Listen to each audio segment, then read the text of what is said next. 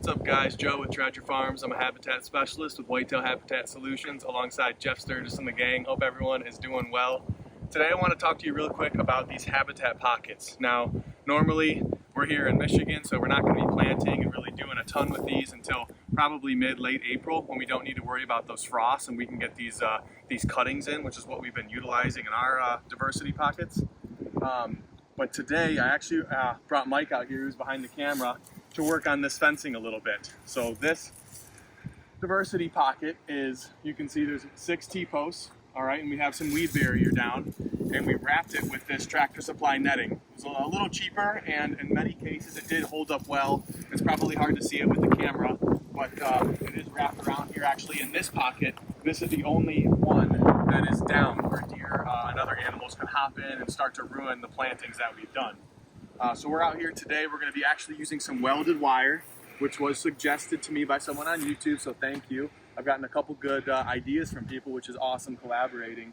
But of course, you know, usually try and do something a cheaper route. I haven't seen too many people use this, so I thought I would give it a whirl. Some people do use the snow fencing, that colored snow fencing, if you know what I'm talking about, but it ended up, when I priced it out, about being the same when I looked at actual just welded wire fencing. So that's why we're here in the winter. And for the pockets that do have a side that are down and deer can get in and really mess up our trees, we're here at this time trying to save whatever remaining trees that we have. So just as kind of a refresher, if you're new to the channel, welcome. I'll touch on these real quick and their purpose. And if you've been following along, there was definitely a few videos at least that I did on these last year, getting them set up and getting them going. So feel free to check those out. I'll try and link one above if it helps you.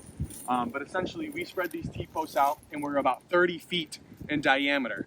And what that does is it leaves us just shy of 100 feet in circumference. So when you buy a 100-foot roll of this welded wire, we're good to go. You don't need to do a bunch of clipping and separating and using it all over. It's just one roll per pocket. The other thing I liked is just the size is enough to get some good growth going, enough to where a deer can put their back up against something, like in these diversity pockets, and look out for predators while we're trying to hunt. Later in the season, during the rut, bucks can scent check these and give us good shot opportunities. So in our case, we did 4 hybrid poplar and hybrid willow trees, 2 each in the middle. You can see we got some good growth on 2 here. There are 2 living ones in the back. You just can't see those as well. We've had, I'd say, when it comes to growth, guys, quite a bit of mixture in growth. Before this video ends, I'm going to show you the best growth that we've had out in the front, just based on soil, weed competition, sunlight, nutrients, and all that good stuff. They did much better. This one's pretty good. These started off as 6-foot cuttings, so the base up there, and they were probably 18 inches buried. So all this up top when this new growth was all new and 1 year's worth of growth, which I found very cool. And again, we have a few that got to be, what do you think, Mike, over 10 feet tall? Yeah, at least. So it's just, you know, Tom from Big Rock Trees, he said that could happen. Not all of them, of course, did, but to see the ones that did is pretty dang cool. You, of course, pay more for the larger cuttings. Outside of that, I have weed barrier down, and it's about, you know, this is a 30-foot piece in the middle, and then what I did was, I want to say 10-foot or so, or 12-foot pieces on the side, and kind of made this star pattern. Again, just trying new things, a little bit of cost-saving stuff. We have areas, Mike, if you can show a pocket over there where the weed competition just is not really much at all. And in those cases, the weed barrier, I mean, it still helps, but it wasn't quite as important, if you will, or essential. And then if you look back at this pocket, you can see the weeds are 4 or 5 feet tall. And even though these trees were tall, if you're going to plant any smaller cuttings and you're going to get this kind of weed growth, if you are familiar with your soil, if you've done any planting and stuff, you put a 12-inch, maybe a 24-inch cutting, it's going to be outcompeted unless you are out here every couple of weeks managing these weeds, either spraying, mowing, weed whipping, whatever the case may be. So be a little cognizant of your own area, your own soil, and how you think your seed bed is gonna do once you get this weed barrier down. If you guys think you're gonna have a pocket like this, I would go back and I would just kind of put a block of weed barrier in. You're not gonna have to deal with these weeds coming up. Just cut a few pieces. I pre-cut all these, all right, which you might see in the other video. I pre-cut them all in my house, like in my living room, rolled it out, and then came out here and had them all neatly organized per pocket. But you can do the same thing. You can do a few 30 and a couple shorter pieces and just kind of cover this with weed barrier, and then you are good. And so on these legs, I did 12-inch cuttings, and in this particular area, we have quite a bit of sandy soil. All right, and many of you talk to me every year when I'm out on my client visits, and I'm sure Jeff, Dylan, Kevin, all seeing the same thing.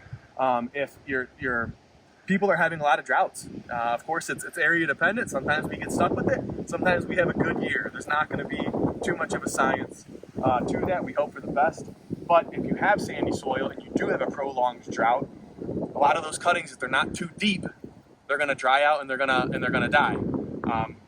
Plus all the other competition that we have going on. So coming into this year, I believe their orders will probably start in January. I'm going to get a little bit larger cuttings even for these legs. Some of them made it, some of them died. I plan on replanting quite a bit in the legs and doing anything from 2 to again 6 foot or so in this area, a combination of trees and shrubs. All right, so that's going to give them a better survivor rate. And then remember, these cuttings, they're meant to go quite a bit into the ground. If you have a 12-inch cutting, 9 inches to be in the ground. If you got a 6-foot cutting, you should be in 18, 20 or so inches into the ground. So that allowed me on these big trees, when even the soil is mediocre and a little bit sandy, to get really deep and to let them live. When I did some watering, I used an IBC tote in my truck and just gravity fed. And I did not get to do these diversity pockets. I only got to do some of my fruit trees and my hard mash trees, which will be another video just for time, basically. So for not being able to water these and almost every 6-footer make it, that means a lot. That tells me a lot. And so I like to go over that with clients as well. So I'm going to get longer ones outside of these edges, and then the combination of trees and shrubs, guys. The purpose for this diversity pocket, what we're trying to accomplish, is you can see this area. Okay, there's not one bed in this area. Mike and Pan, it's just open field. Again, if you guys have been following along, the majority of my property has been field. A lot of it has. And so in this case, we are trying to bring some of these wood lots together so that deer can move and they can have basically a contiguous area to bed and feel hidden and have food. And that's what we're adding with this. This field is not really giving them much of that.